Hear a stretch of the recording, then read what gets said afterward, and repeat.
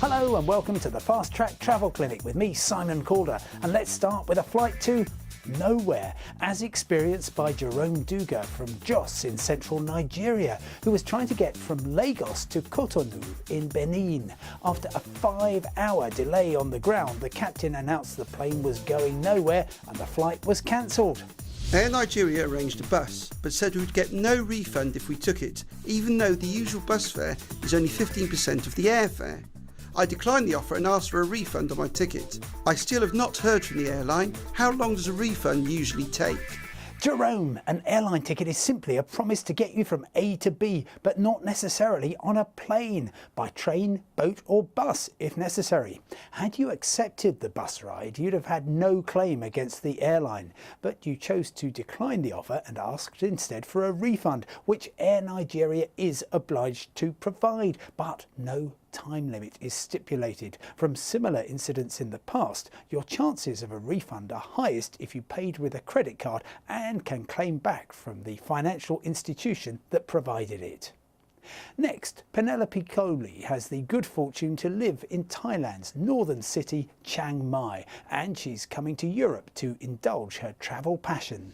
My favourite form of travel is railways, preferably steam. I want to take a train from Calabria in Italy to Florence for a week, then catch a train to Salzburg for another week, then take the Orient Express to London to meet relatives, and finally fly back to Chiang Mai.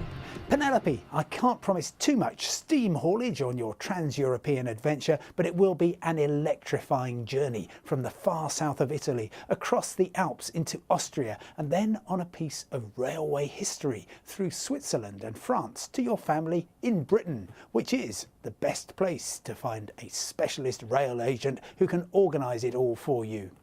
Calabria to Florence is a full-day journey, and the same applies for the stretch to Salzburg, with superb alpine scenery promised throughout.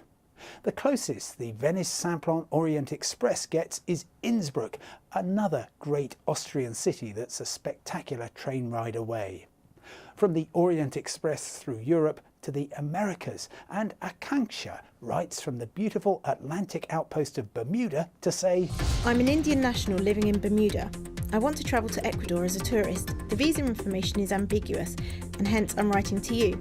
Can I get a visa on arrival? Akanksha, I've checked with the Ecuadorian embassy in your home country of India, and before you can explore the Pacific beaches and volcanic landscapes of mainland Ecuador and perhaps fly out to see the amazing wildlife of the Galapagos, you must go through the bureaucratic business of applying for a visa in advance, in your case probably through the embassy in Washington, D.C. Finally, Brian Elliott in Lisbon was watching our item on the new Brandenburg Airport in Berlin, whose planned opening triggered the announcement of all kinds of new routes, including one from the Portuguese capital. I have a flight booked with TAP on their new service from Lisbon to Brandenburg. The new airport failed to open.